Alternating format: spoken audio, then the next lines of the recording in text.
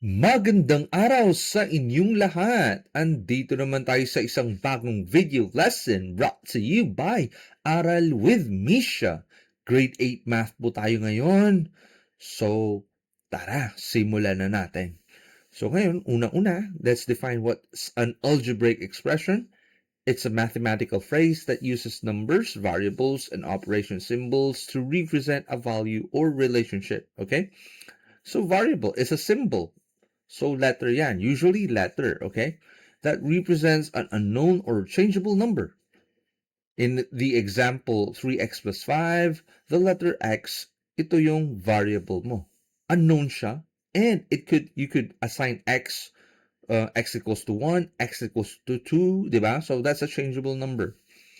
So constant, it's a fixed number that does not change. Example, sa 3x plus 5 mo, your number 5 is constant. Okay? It's fixed. Hindi na mag-change yan. 5. That's the value. 5. So term is a single part of an algebraic expression separated by plus or minus signs.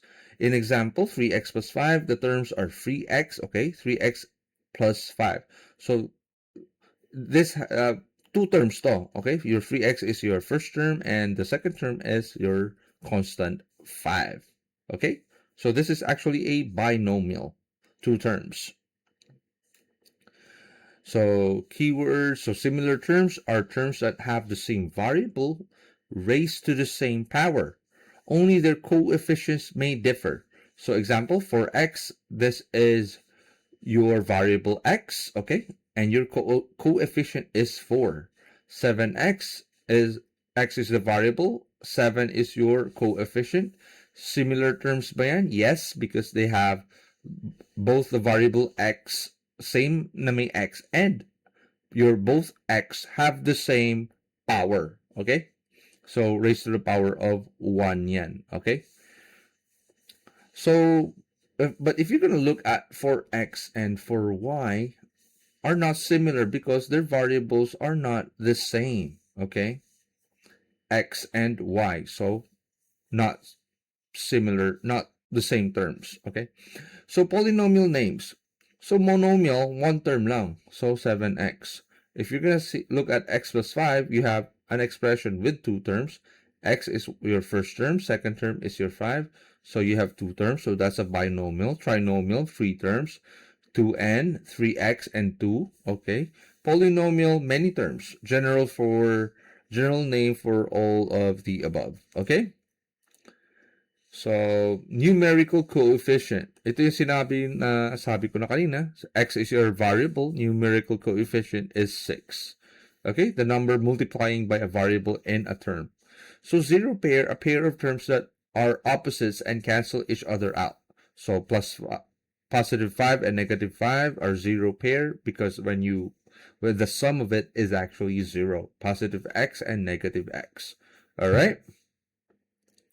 So, translating real-life situations. Okay, so when there's like keywords for addition. So, let's say sum of x and y. So, x plus y. So, addition ka agad yun, di ba?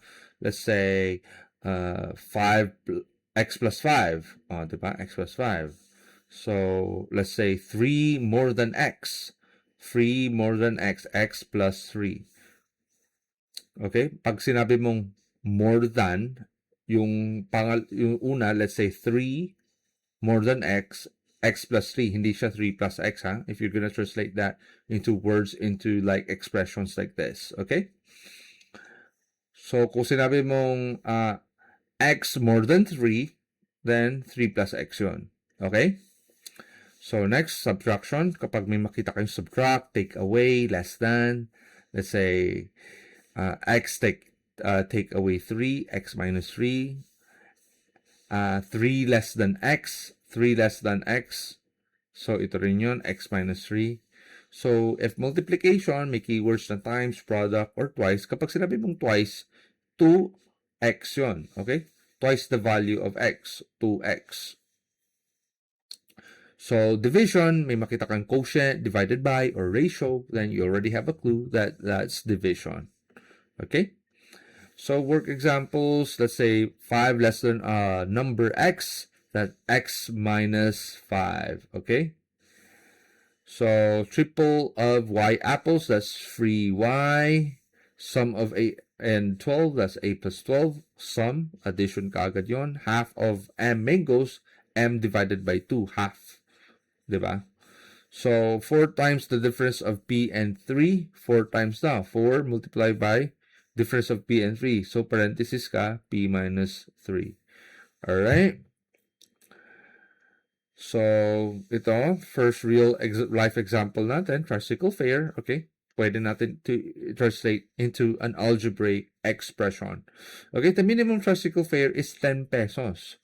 So, 10 pesos now for the first 2 kilometers.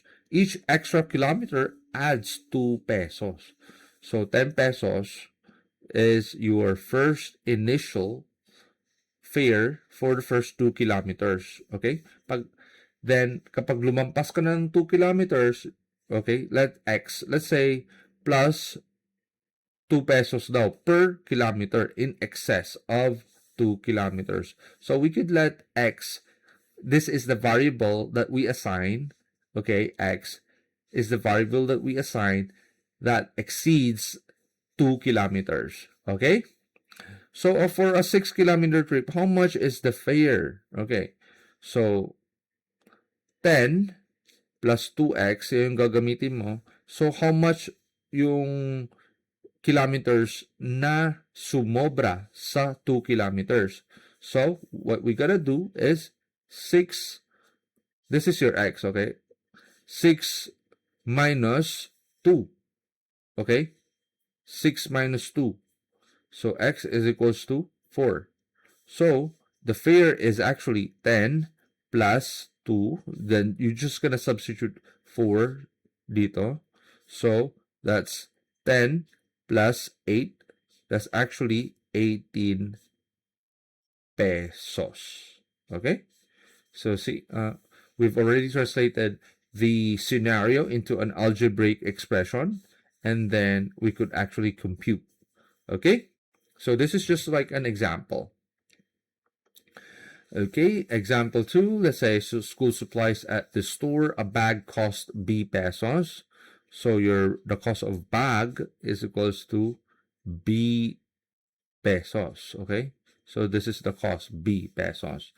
A wallet, let's say your wallet, okay, costs 15 pesos more than the bag is equals to, since you assign B for the price of your bag, so the wallet would be just like 15 pesos more than the bag.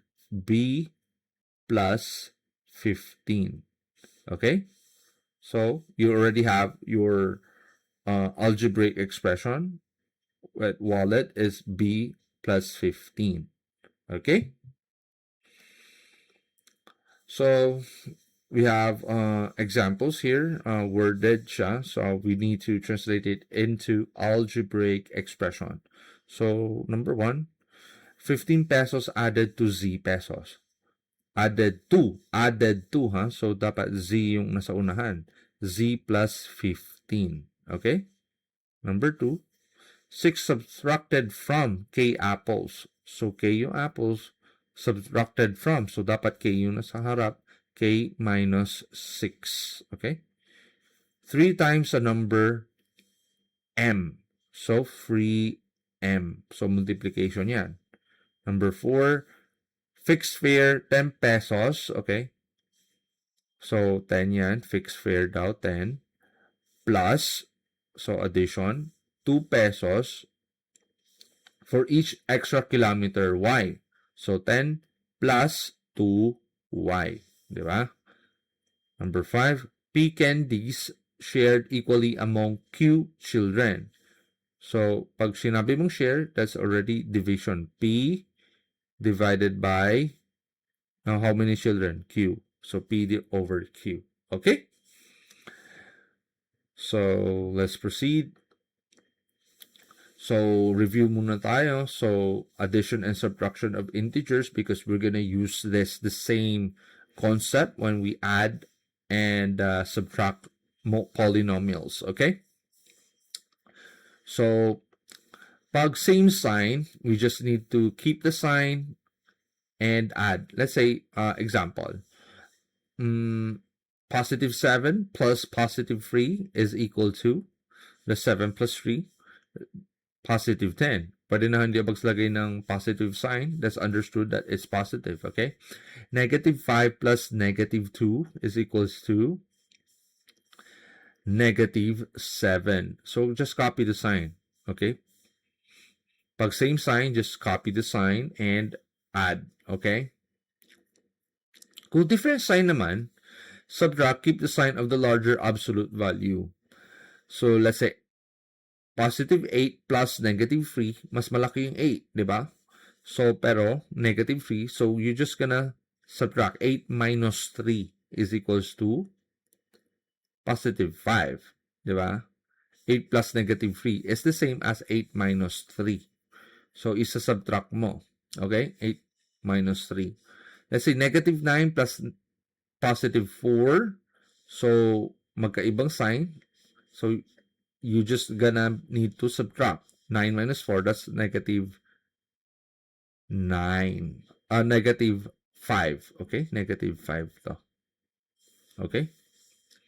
Pwede mong tanggalin, but, you need to understand this concept. Kung subtraction, change to addition of the opposite. Kung dalawang negative yan, 6 minus negative 2, ang mangyayari yan, you need to positive yan. Okay, negative, di ba? Minus yan, minus negative 2. Gawin mong positive yan, then change the sign of this one.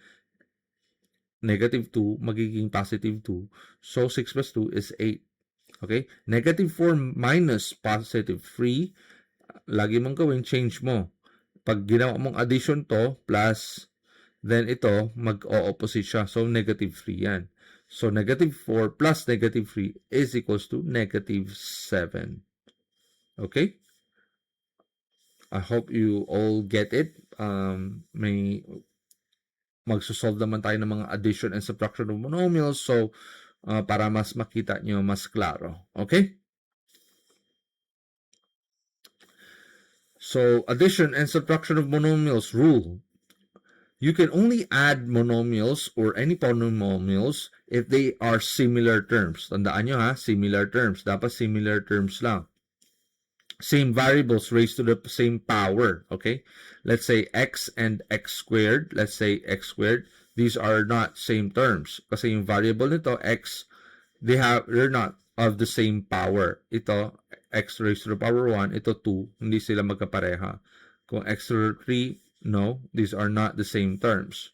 Dapat same yung variable and raised to the same power. Okay? So, steps, ang una, identify if the monomials are similar terms. So, kailangan similar terms lang. Hindi ka pwede mag-add or subtract with polynomials that are different terms. Okay? Number 2, add, subtract their numerical coefficient and keep the variable part unchanged. So, yung variable part, as is yan. Hindi magbabago yan. Okay? The thing that you add and subtract are their numerical coefficient. Let's say 7x. This is the numerical coefficient. Mas maintindihan nyo if we're gonna solve some problems. Okay? So, examples. 3x plus 5x. Are they same terms? Yes, because their variables are the same. Okay, so 3x plus 5x, that's just like 8x. Y squared, 7y squared plus 2y squared, same term ba? Yes, because y squared and y squared, same. So, ang gagawin mo lang, the numerical coefficient, you just add them, 7 plus 2, that's 9y squared. Okay? 4a cubed plus negative 6a cubed. Kapag sinabi natin different integer signs, so, mas malaki itong 6, di ba? So, 6 minus 4, that's 2. Pero, mas malaki itong 6. So, that's negative 2a cubed. Okay? Monomials are not similar terms. You cannot combine them. Okay? 3x plus 4y. So, as is lang. Kasi magkaiba to. You cannot combine. Alright? Next tayo. Subtraction naman. 7x minus 4x. Could you actually do that? Yes. that's 3x. 10y squared minus 6y squared, yes, 10 minus 6 is 4, 4y squared. Just copy the variable part. 5a cubed minus 8a cubed, so 5 minus 8. So ang technique is like the concept that we've learned earlier, gawin mong positive yan and negative yan. So mas malaki na yung negative. So 8 minus 5 is 3. So negative 3a cubed. Okay? So next tayo, binomials naman. So the concept is the same. You could only combine like terms. So itong 3x, first, second, so pareho. And this 4 and 7, same term. Okay? So 3x plus 5x, that's 8x plus 4 plus 7, that's 11. So this is your answer. Okay? So this is question number 2. 2y plus 6 plus 7y plus 3. So combine like terms. 7 plus 2, that's 9y plus 6 plus 3, 9. Okay? 4a minus 5 plus 3a plus 2. So, same term ba? Yes. So, 4 plus 3, that's 7a. So, mas malaki, minus, that's minus 3. Okay? So, 2m minus 4n plus 5m plus 9. Okay, same terms. Okay, perfect. So, that's 7m plus negative 4 plus positive 9. That's actually plus 5n. Okay? Alright, perfect. So, subtraction naman tayo. Remember, 5x plus 7 minus 3x plus 4. Kapag sinabi mong subtraction ng isang ng binomial or any polynomial, you actually need to distribute the negative sign. Okay? So, ang expression talaga niyan is 5x plus 7 minus, ito minus 3x plus 4, di ba? So, minus 3x, okay, and minus 4, okay? So, combine like terms, 5 minus 3, that's 2x. And 7 minus 4, that's 3. So, positive 3. Okay? So, this is question number 2. 8y plus 6 minus 2y plus 9. So, you need to distribute the negative. So, 8y plus 6 minus 2y minus 9. Okay? Kapag positive yan, so you distribute negative, negative. Okay? 8y minus 2y, that's actually 6y. Positive 6 minus 9, that's negative 3. Okay? So 5x plus 7, distribute the negative sign, minus 3x, minus 4. So 5x minus 3x, same term, perfect. That's 2x. 7 minus 4, that's positive 3, plus 3. Okay? So, kung dito 9p plus 6q minus 4p, tandaan nyo, minus 4, itong negative distributes for minus 2q, negative and negative, that will become positive, okay? Plus 2q, okay? So, 9p minus 4p, that's 5p. 6q plus 2q, that's plus 8q. Alright? So, next, trinomials naman tayo. Same concept. Naging tatlo lang yung terms mo, but it's the same concept. You just need to combine like terms.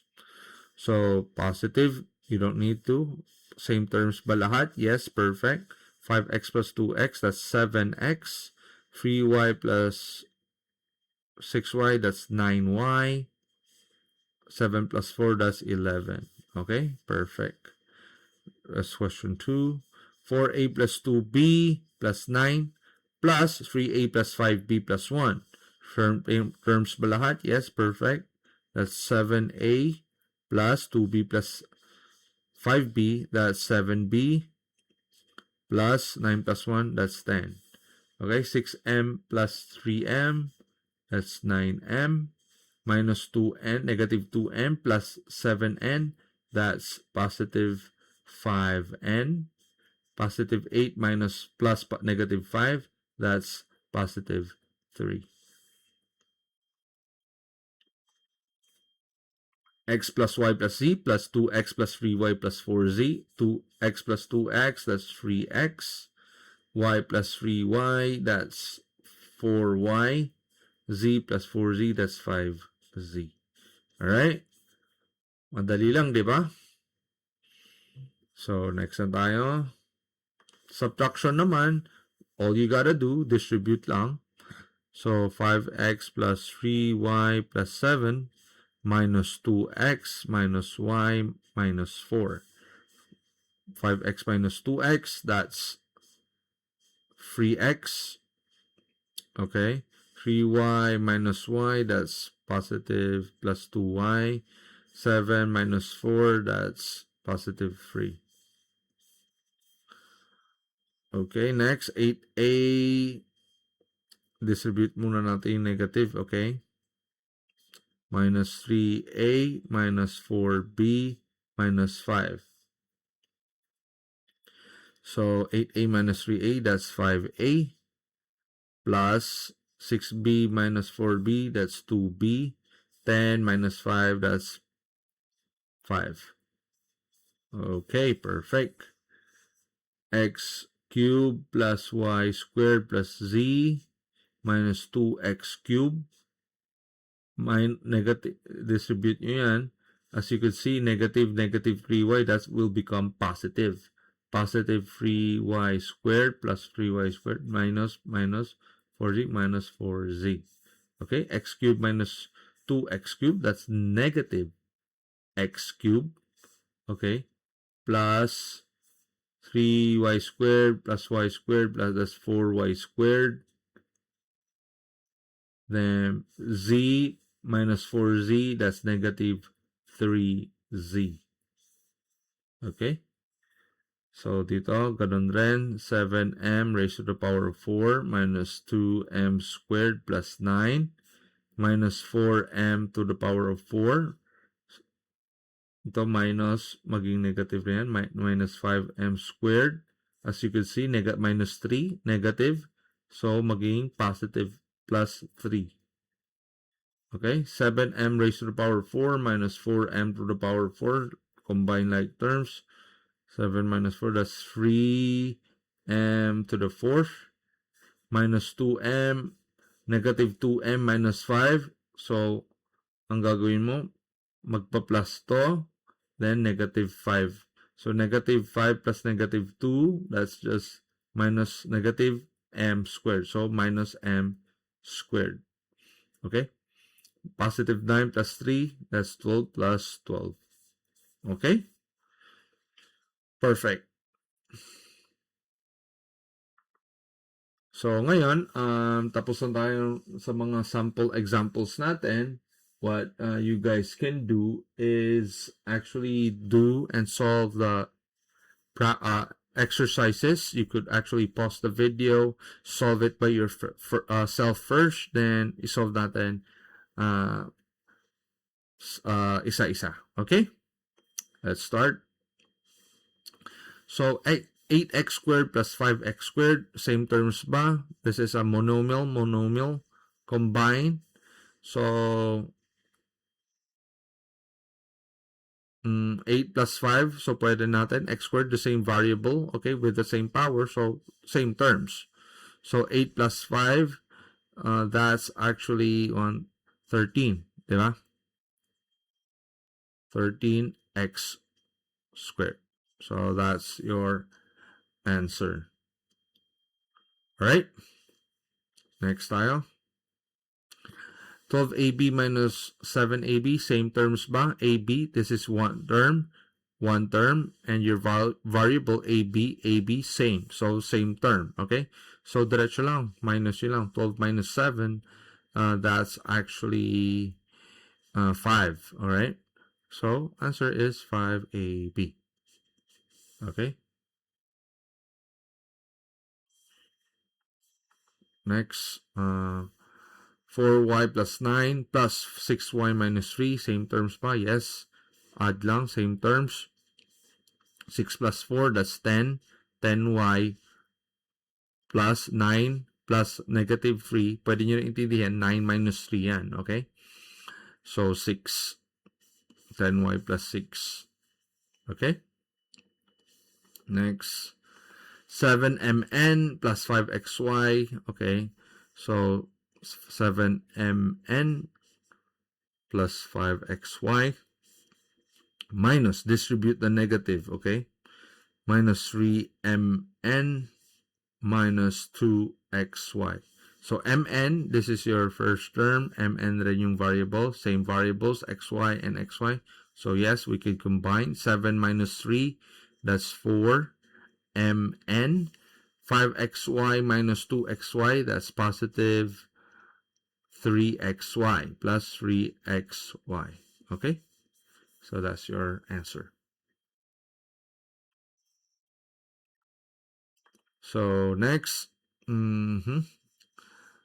Positive naman, so we don't need to distribute anything. And first, like, we combine like terms ba? Okay, all same terms. Like, that means like we could actually add all these terms. 5 plus 2, 2x cubed plus 5, that's 7x cubed, plus 4 minus 3x squared, 4x squared minus, that's actually x squared, 7 plus 2, that's 9.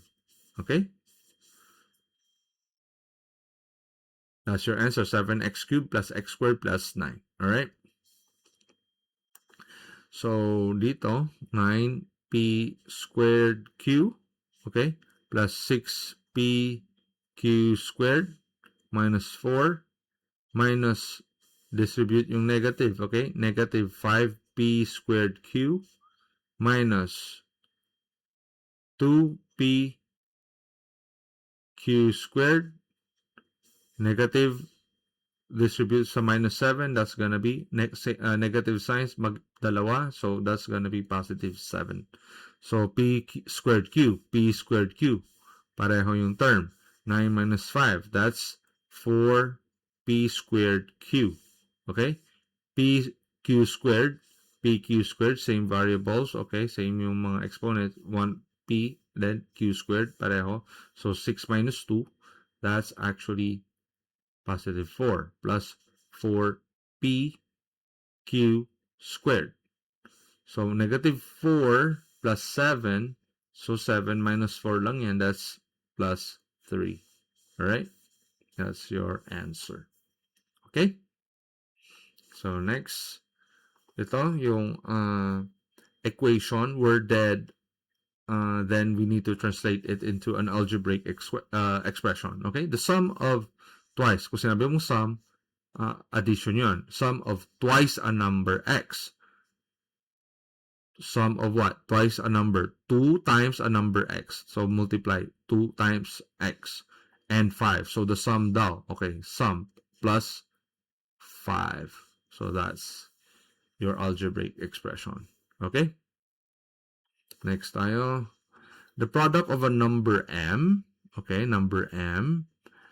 And the sum of n, m4. The product of a number m. And product daw. Multiply yan. And the sum of n and 4. So, n plus 4. Yan. Okay? This is your algebraic expression. Okay? Next. The difference between so subtraction yan, between 3 times y, that's 3y, okay? And 8. Difference daw between 3 times y and 8. So, minus 8. Okay, that's your algebraic expression. 3y minus 8.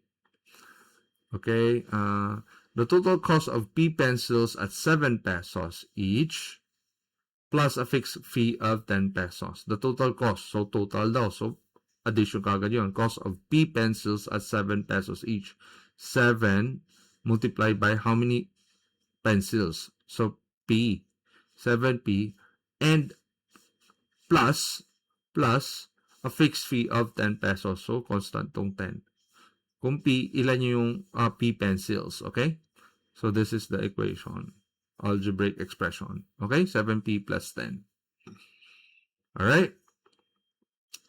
So, please do subscribe sa Aral with Misha if you find this video interesting and may natutunan kayo. Please do like it if you find the video kung may natutunan kayo sa video lesson natin. And please do subscribe and like and comment.